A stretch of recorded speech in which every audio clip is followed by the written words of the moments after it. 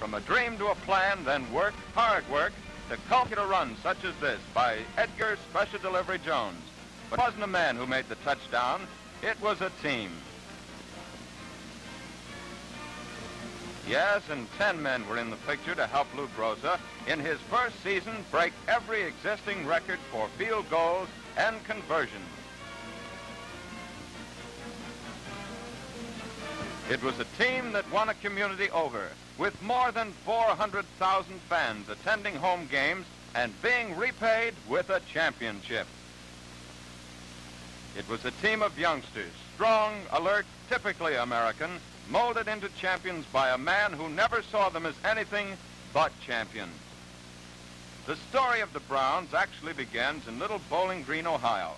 After 2 years of scouring the country in search of talent, the Browns opened training camp on July 29, 1946, and from near and far came the Husky athletes. John Yoniker of Notre Dame came from Boston. From California arrived Max Speedy of the University of Utah. And all the way from military service in China came Lou Saban of Indiana and Al Aikens of Washington State. Most of the players, however, came from Ohio and neighboring states. Among them were Lou Rimkus of Notre Dame, Dante Lavelli and Lou Gross of Ohio State.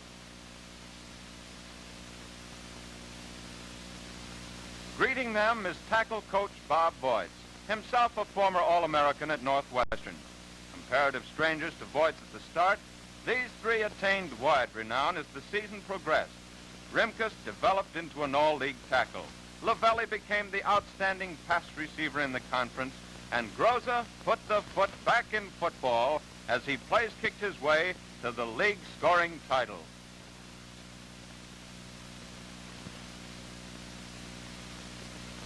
Upon reaching the picturesque campus of the State University, the players discovered that their home for the next 6 weeks was to be, of all places, the Alpha Zeta Delta sorority house. Although deserted by the co-eds who were at home on summer vacation, the squad of 48 found the quarters attractive and comfortable.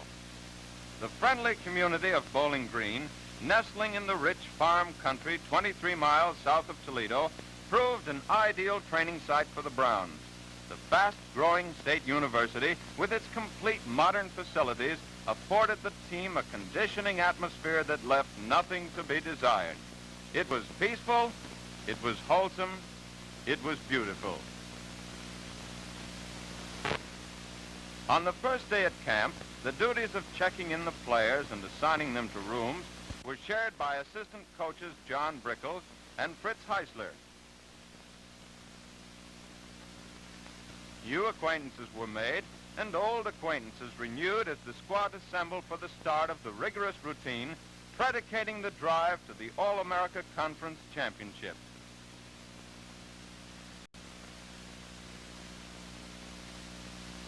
Rimkus, Groza, and Lavelli, like many of their teammates, had been signed to contracts by Brickles, who ran the Browns office while Paul Brown was in the Navy. Having been established in their quarters, the players quickly repaired to the athletic building, where trainer Wally Bach and his assistant Morris Kono were on hand to distribute equipment. The club, starting from scratch, obtained the highest quality uniforms available. It is very important that helmets fit just so, shoulder pads don't slide, and pants foot.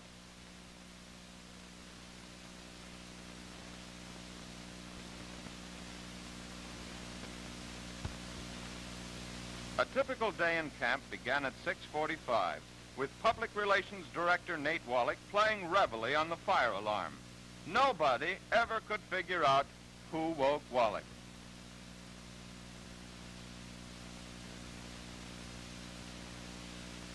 It required several tugs on the alarm by Wallach to rouse George Cherokee sufficiently to prod George Young out of dreamland, and Alton Coppage wasn't scoring very fast in his efforts to awaken Lynn Houston.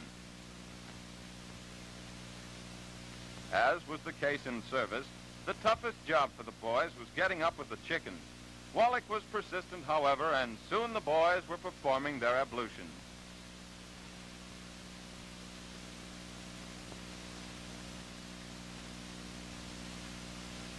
After breakfast, the team went to class. These skull sessions, incidentally, are a common practice among pro football clubs. Paul Brown, however, is more exacting and goes into more detail. His players were equipped with notebooks in which they diagrammed their assignments for future reference and in which they jotted helpful hints on such basic fundamentals as running, blocking, and tackling. The notebooks, incidentally, accompanied the boys on all trips during the regular season.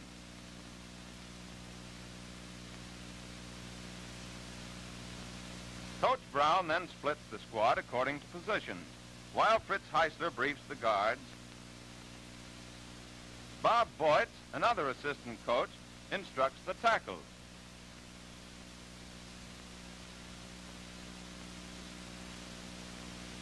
Next came the actual practice sessions for which the players usually don complete uniforms.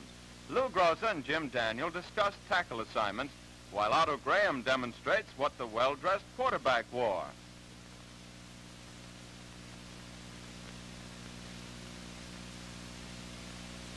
Bob Colasar, a full-fledged doctor, is the patient this time as Wally Bach tapes his ankle. Colasar's ankle wasn't ailing, incidentally. This taping routine is simply insurance against injury.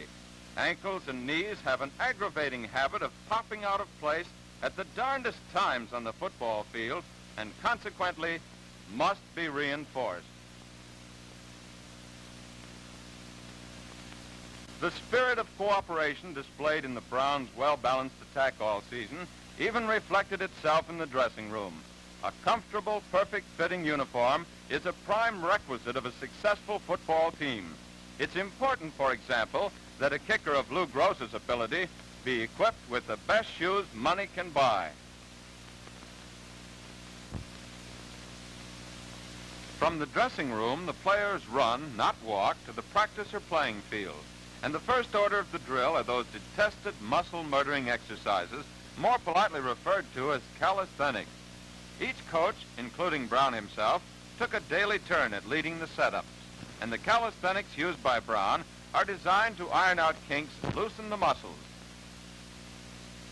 Probably the most grueling phase of any workout, aside from actual scrimmaging, is that devoted to pouring resounding shoulder blocks into the charging sled. Perfect timing and rapidity of charge, rather than brute strength, were demanded of the linemen. After warming up on the big machines, the guards, tackles, and ends concentrate on discharging their assignments position by position. Cross blocks, reverse blocks, and brush blocks are practiced while elsewhere on the field, the centers and backs are practicing pass patterns and running plays. At this early stage of the training routine, the squad is drilling in groups which are being polished into smooth functioning parts. Later, these will be assembled into a well-coordinated unit.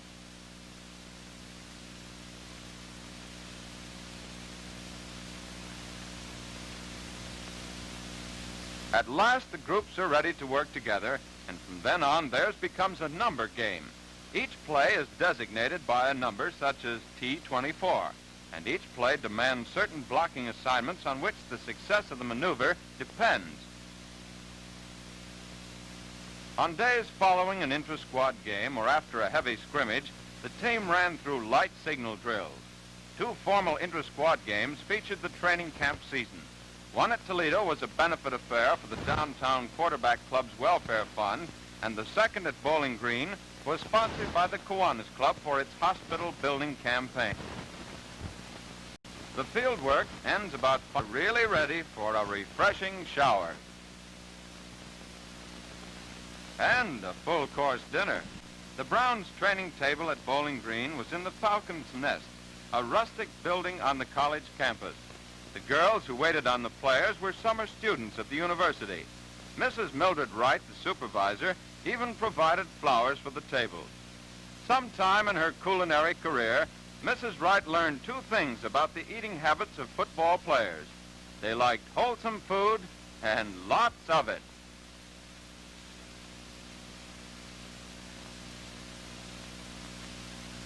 All in all, it was a daily adventure in good eating.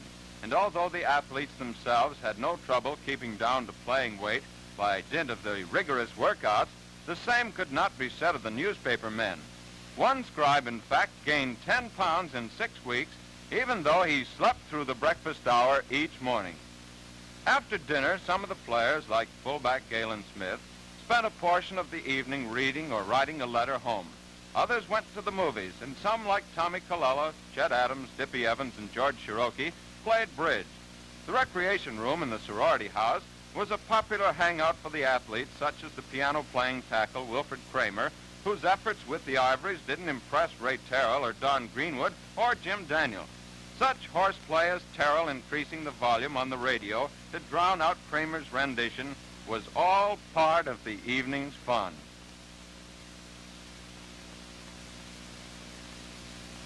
At least, Smith wasn't disturbed, and he finally finished his letter before the 10:30 curfew.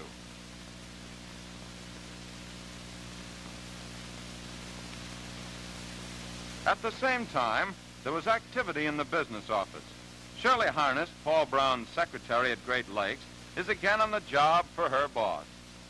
Hundreds of fans were delighted to hear the voice of this young lady, Frances Cobb, who through her direct telephone contact saved them lots of time and spared them trouble and aggravation simply by making it easy for them to order their tickets in the locations they wanted.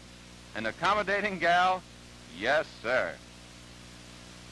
Here's a fellow with worries trying to figure out how to put all 70,000 people on the 50-yard line. This is Jerry Forstner, folks, the ticket manager, who did a tremendous job filling the needs of a tremendous number of people. The business manager of Cleveland's entry in the All-America Conference was Frosty Froberg. Part of Frosty's program was the establishment of ticket agencies throughout the state, and with Secretary Margaret Brockhoff double-checking, these offices were set up in more than a dozen cities to serve thousands of the Browns' most enthusiastic supporters. Yes, a football team even requires an auditor, and it took a good man like Joe Levitt to fit the bill.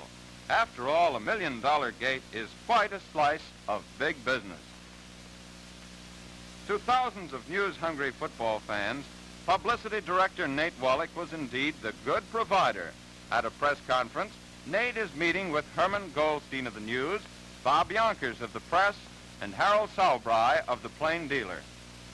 And here is the maestro of the gridiron musical extravaganza, George Red Bird himself. Here you see an accomplished musician, composer, conductor, and producer whose musical majorettes became the toast of the town and their halftime performance the talk of the nation. The man with the dream, with the man who made the dream a reality, Arthur B. McBride, owner of the Cleveland Browns, and Paul Brown, his coach and general manager. Win, lose, or draw, McBride makes good his pledge to give Cleveland and Ohio the best. And win, lose, or draw, you can count on this. Paul Brown and his boys will give the fans nothing less than the best.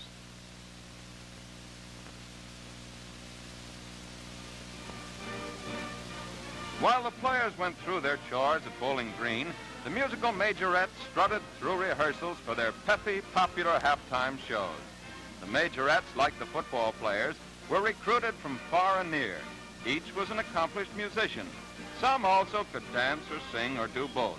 And their solo performances were incorporated by George Bird into what became recognized as the greatest extravaganza in football.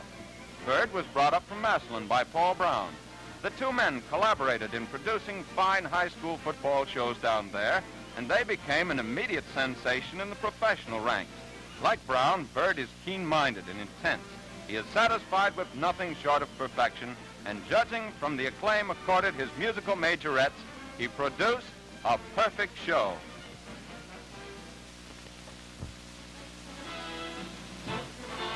This is the home of the Browns, Cleveland's Municipal Stadium, where on this day the Browns are playing the Brooklyn Dodgers, and the fans are hurrying to get into their seats for another enjoyable football afternoon. They're coming across the bridges, over the railroad tracks and the walks, and all paths leading to the stadium. Here are some of the booths where souvenir programs, banners, and miniature footballs were available. Some of these people were attracted to the earlier games out of curiosity, and perhaps one of the questions that's running through their mind is how far can the Browns go? It's a new team in a new league. Here in the vast parking lot just adjacent to the stadium are thousands of cars which have brought many thousands to the game from out-of-town places.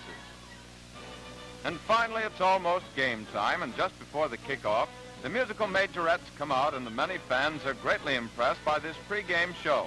The girls march up the middle of the field in their gay colored uniforms, enthralling the many thousands who have never seen such a spectacle. And behind the band are some of the players coming out for their pregame warm-up.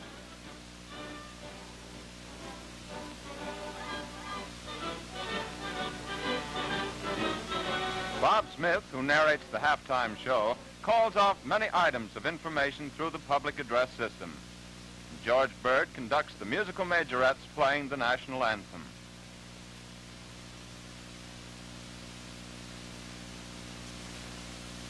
And now the moment for which the assembled thousands have waited has come.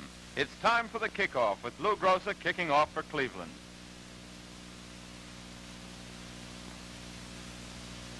Excitement of the game is also manifested by the players on the sidelines who join in cheering for the team. On the first play, Glenn Dobbs takes the ball and throws a pass intercepted by Edgar Jones. On the sidelines, excitement runs high too, but back of this is the cool, analytical mind of Paul Brown and his assistant. Bob Voits on the telephone relays information sent down from the observation point in the upper stands by other assistant coaches. Graham gives the ball to Tom Colella, who cuts through tackle for a touchdown.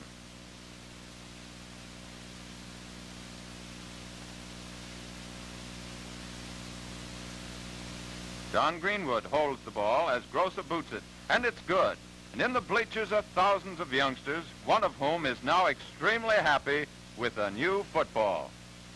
It's Greenwood in motion, a direct pass to Edgar Jones, who spins and runs wide around left end, cuts back in, and goes down to the Brooklyn 10-yard line. This gives you a brief idea of why Jones was labeled special delivery. Later, Lou the Toe Groza came into the game to try a field goal. Groza kicked, and high up into the stands the ball goes. Good for 3 points. Young Cliff Lewis, Lakewood boy, who played at Duke and Fleet City, now in at quarterback, laterals to big Marion Motley.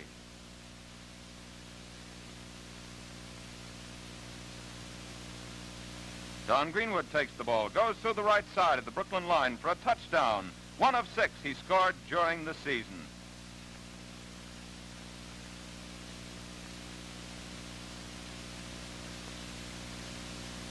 Another kickoff, and again Glenn Dobbs returns.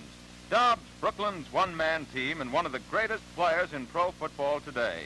His bullet passes and sensational quick kicking featured the Dodgers' attack all season.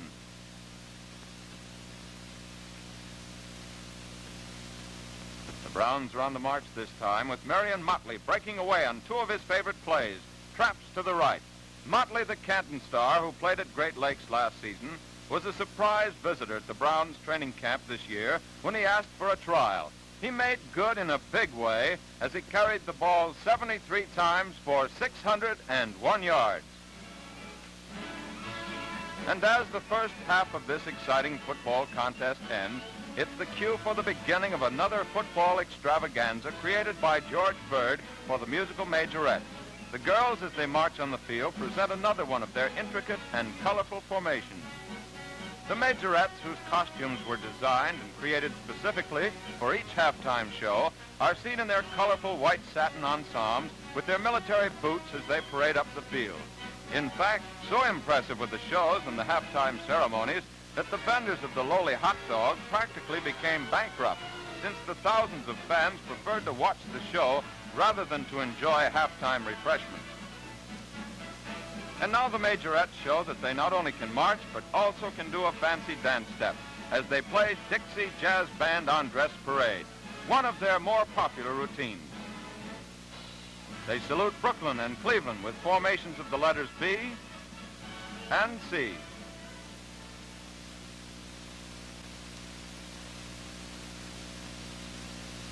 This, however, was just part of this particular show, which was highlighted by the recreation of that other classic of Mudville entitled Casey's Revenge. Little Tommy Flynn steps up to the plate and, waving his great menacing bat, awaits the first pitch. The pitcher winds. The pitch, Mighty Casey takes it, and the umpire says, "Strike one." Casey looks anxiously now. The pitcher on the mound looks in, winds, pitches. Casey takes it. "Strike two," the umpire said. The pitcher winds. The pitch. Casey swings, and a mighty boom resounds throughout the countryside as the ball sails far and high out of the park and out of sight for a home run.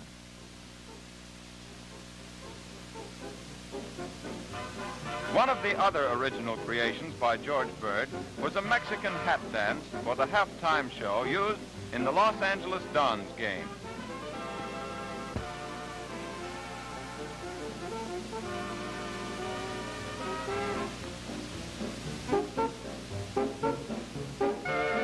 Majorettes, costumed in the traditional mantillas, dance as they play the Mexican hat dance.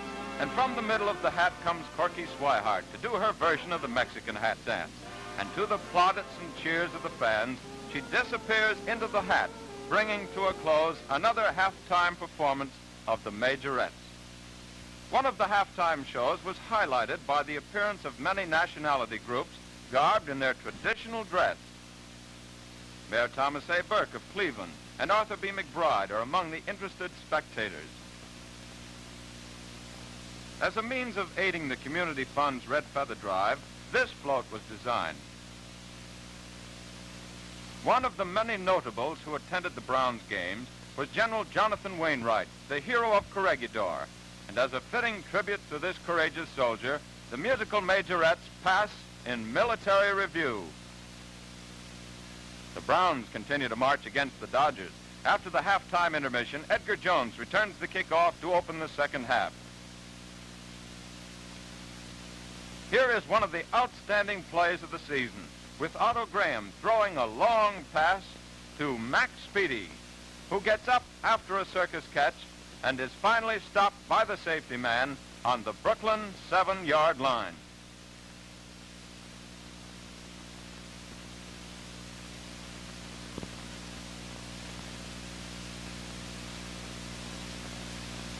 Coach Paul Brown shouts encouragement to his team as he makes numerous substitutions.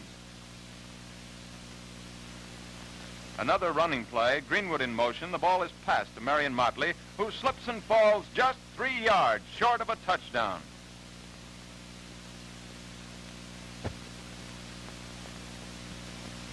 The ball is given off this time to Greenwood, who cuts through left tackle for a score.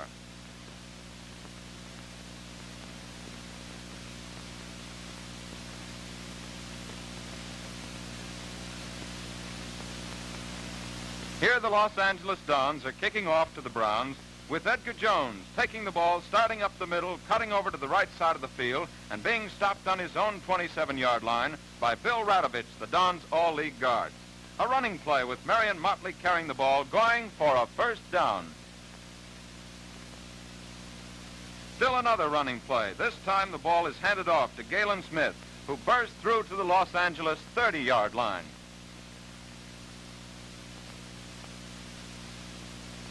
Otto Graham on this play attempts to pass, is rushed, fades back further, and finally throws the ball far down the field, complete to Dante Lavelli on the 3-yard line.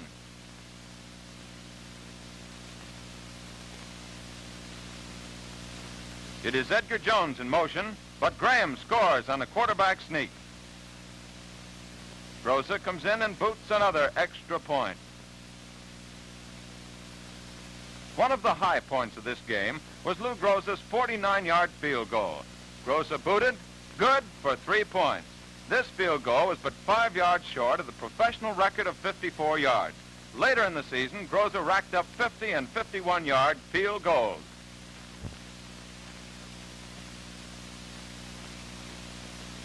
This is the beginning of the San Francisco game, and the Browns are assembled for last-minute instructions.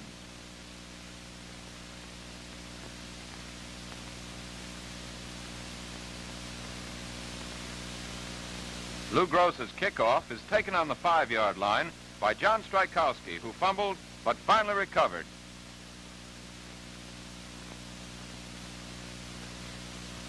An attempted field goal by specialist Joe Vitrano is no good. Motley recovers the ball and returns to his own 30.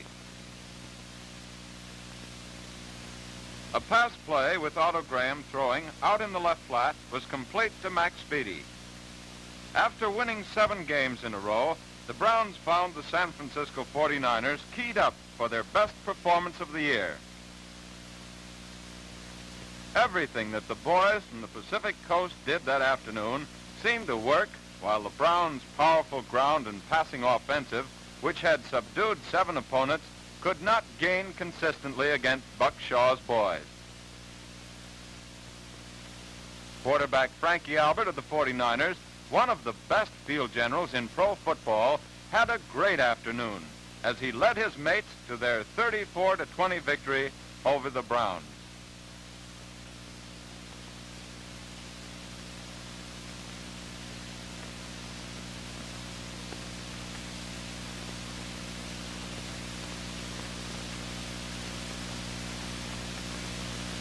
The colorful football pageant continued in the game against the Chicago Rockets.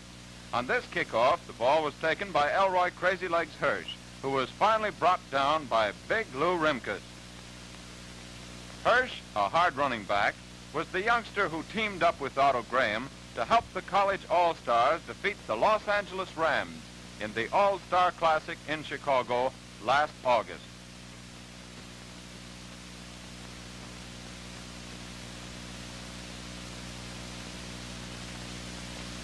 Each of the Browns games was filmed completely by a staff of photographers.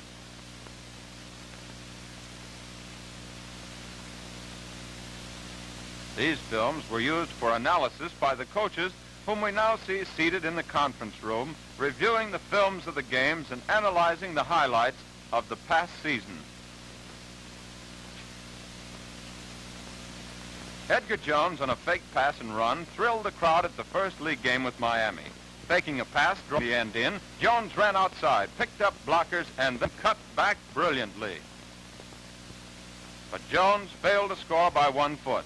On the next play, Don Greenwood went off tackle for the 6 points. Tommy Colella, up the middle with good blocking by Scarry, speeded through the secondary 50 yards for another great run in this opening game at the Cleveland Stadium. Lou Groza kicked the point after touchdown, one of the 46 he made during the season to establish a new professional record. On an attempted pass by Miami, Ray Terrell intercepted.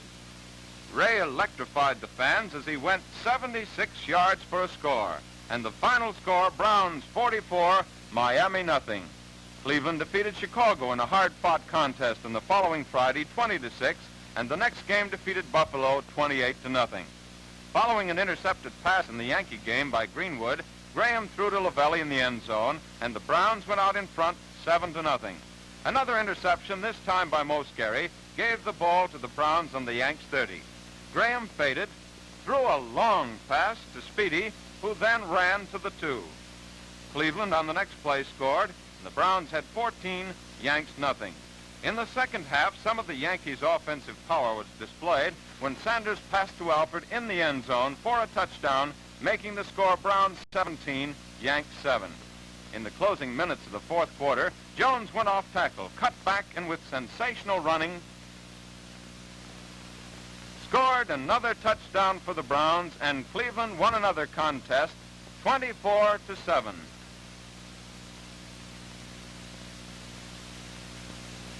With the Browns playing host to Brooklyn, Glenn Dobbs was back in punt formation. Faked a kick and threw a 15-yard pass to Mickey Main, who ran to the 43-yard line before being forced out of bounds by Lou Saban. The final score read Browns 26, Brooklyn 7. In the first quarter of the game at Yankee Stadium, the Browns defense forced New York to punt. Sanders' boot was taken by Cliff Lewis on the Browns 7. Lewis cut to the far side of the field, then ran laterally, evading a host of tacklers, and streaked up the sidelines, going to the New York Yankees' 38-yard line, where Cliff suddenly ran out of gas. Starting on the Yankees' 40-yard line, Orban Speck Sanders on a beautiful off-tackle play broke through, displaying the driving power which won the sensational Texan all-league recognition. And after 40 minutes of scoreless football, the Browns clicked for the only score of the game when Otto Graham faded back, threw a long pass into the end zone complete to old Glue-Fingers Lavelli. And the final score, Browns 7, Yankees nothing. Jaron John Kimbrough, in the Los Angeles game at Cleveland, took a pass from quarterback O'Rourke and with good blocking ran to the 19-yard line.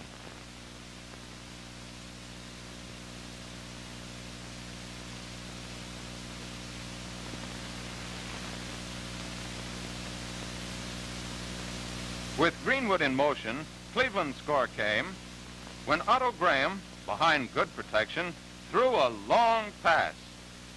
Speedy made a great catch, shook loose from Don Nolander, and went over for the touchdown. Score, Cleveland Browns 7, Los Angeles Dons nothing. Later in the same quarter, on an open formation, quarterback O'Rourke threw a diagonal pass to Bob Nowosky, who with hard running crossed for the score.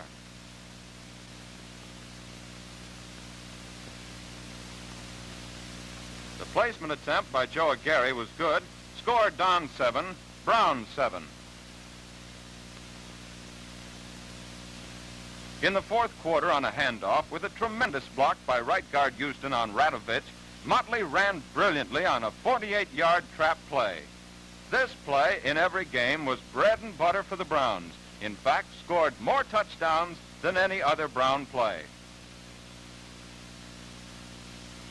Several plays later, with Jones in motion, Motley again on the same trap with good blocking by Ulinski and Rimkus, went 68 yards for the last score of the game. And as the gun cracked, the score stood Browns 31, Los Angeles 14. In the next game, San Francisco gave Cleveland its first defeat in 8 starts. With Eshmont in motion, a 50-yard run featuring John Strykowski, San Francisco served early notice of their power. Strykowski was finally forced out of bounds on the Cleveland 28.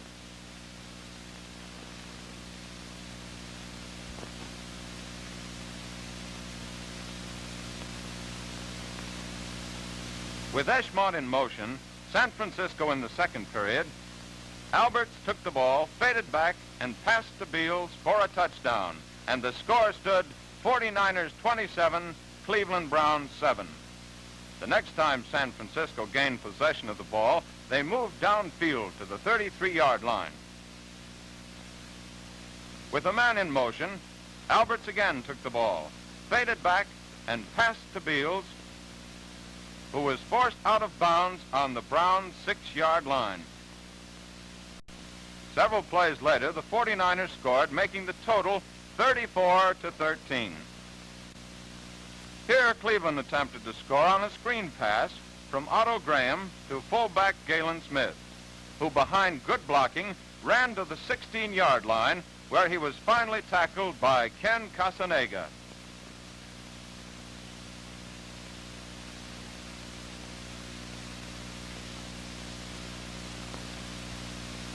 Trying desperately to score in the fourth quarter, a pass from Graham intended for Speedy was intercepted by Casanega on the 50. The game ended San Francisco 34, Cleveland 20. The Browns then flew to the Pacific Coast for 2 games.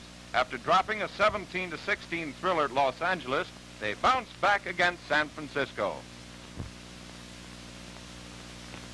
Setting up the first Brown score at San Francisco, Otto Graham handed the ball to Bill Lund, who went off tackle 15 yards to the 7.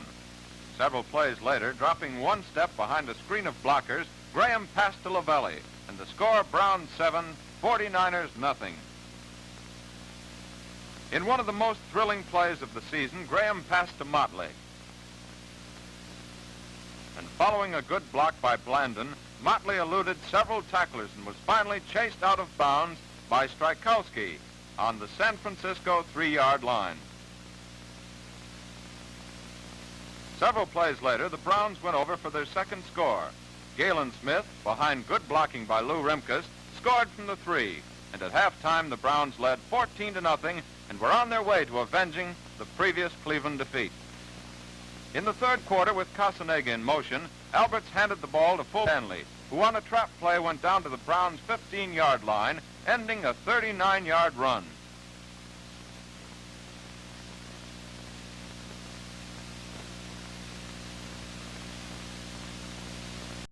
Furthering the drive, with Strykowski in motion, Alberts faded, threw a 6-yard pass to right end Beals, who went to the Browns' 7, from which point Alberts later scored. But the Browns avenged the earlier San Francisco defeat 14-7. In the early moments of the game played at Cleveland against Buffalo, Steve Juswick, back in punt formation, booted the ball from his own 10 to Tommy Colella, who was back in the safety position with Otto Graham. Colella took the ball, started up the far sidelines, and when confronted by many Buffalo tacklers, cut back towards the middle, and then put on a great exhibition of broken field running. Colella sidestepped straight arm and eluded the entire Buffalo team,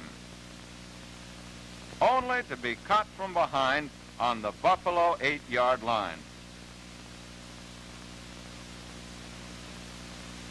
With Edgar Jones in motion, Otto Graham once more took the ball, faded back to pass, and threw a long pass, which was complete to Dante Lavelli, who then lateraled to Edgar Jones, and in the last-minute lunge blocked the safety man, enabling Jones to score. The score, Cleveland Browns 28, Buffalo 17. With Don Greenwood, the right half, in motion, the ball was handed by Graham to Akins, who cut off left tackle, and the former Washington State star displayed some of his great running form as he went 50 yards for another Cleveland score. Lou the Toe Grossa was again called upon to kick the extra point, which he did with ease. With the Browns once again running from the T formation, Colella in motion, the ball was given to Motley on the trap play, who powered his way right through the middle past the secondary and outraced the safety man as he went 76 yards for another Browns tally.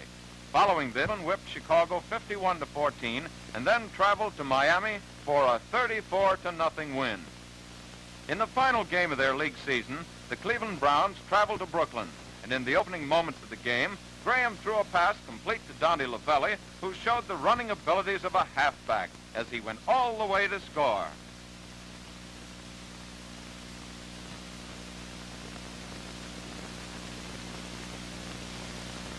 Later in the game, with Bill Lund in motion, Bud Schwenk, displaying his passing ability, rifled a pass to John Harrington, who slipped in the soggy turf, then recovering his feet, galloped to the Brooklyn 2.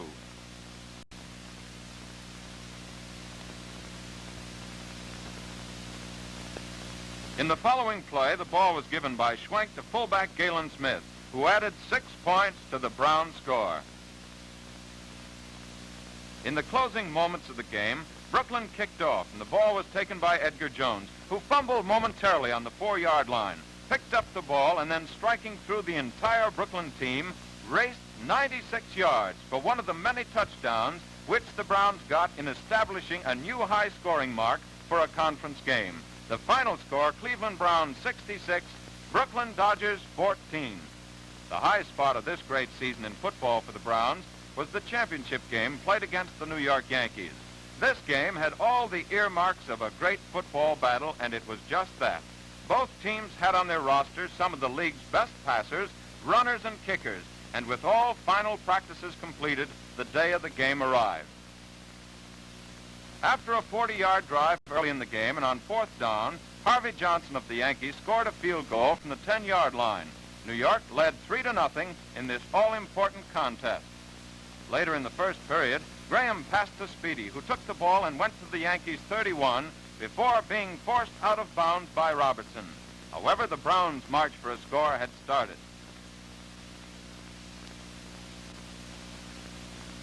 On the next play, Graham dropped back, threw a spot pass to Lavelli, who carried the ball down to the 13-yard line.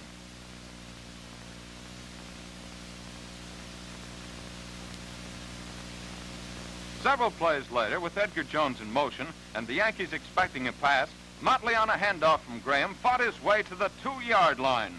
The bread and butter play had worked again. After 2 unsuccessful attempts to score, Motley was called upon behind good blocking by Houston and Remkus, and he crashed through for the first Browns score of the game.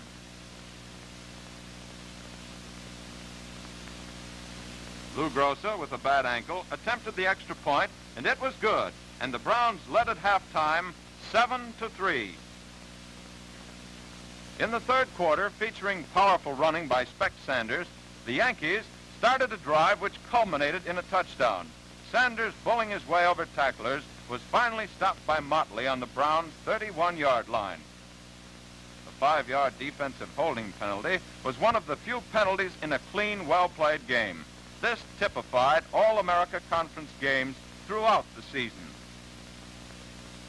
Sanders, again on the same play, drove through to the Browns' 20-yard line. Changing the emphasis to power, Sanders, over good blocking by tackles Bruiser Kennard and Nate Johnson, was stopped at the Browns' 13. The Yankees, failing on a pass play, again call upon Sanders. Cutting sharply off tackles, Spec moved to the 5-yard line. Sanders, again on a straight power play, drove to the Browns' 3 for a first down. 2 plays later, Sanders plunged for the score, and so in 8 plays covering 40 yards, New York again took the lead in this championship game. Johnson's try for point was blocked by Lou Remkus, and the Yankees led 9-7.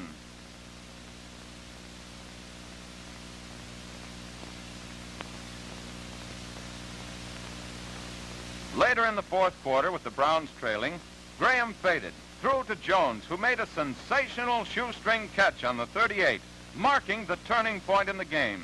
And at this crucial stage, one of the special plays taken on for the game by the Browns was on court. With the man in motion moving close to the line, the ball was lateral to Colella. Colella cut upfield and went to the 16-yard line for a first down. On the next play, 5 minutes remaining in the game, Otto Graham took the ball, faded back, and passed to Dante Lavelli on the 7. Lavelli ran the remaining distance to score.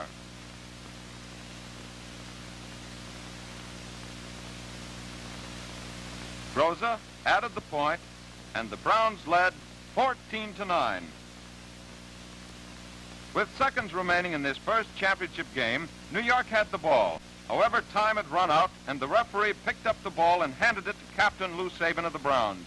Emblematic of the championship, and the final score read Cleveland Browns 14, New York Yankees 9. And as the cheering thousands stood to honor the Browns, the players hoisted their great coach on their shoulders and carried him in a triumphant march off the field. And so we come to the end of a great football season in which the Cleveland Browns won the All-America Conference Championship and established many new records in professional football. We look forward to your 1946 favorites of the gridiron will be back. So will be many new stars, all to give you the best show in football.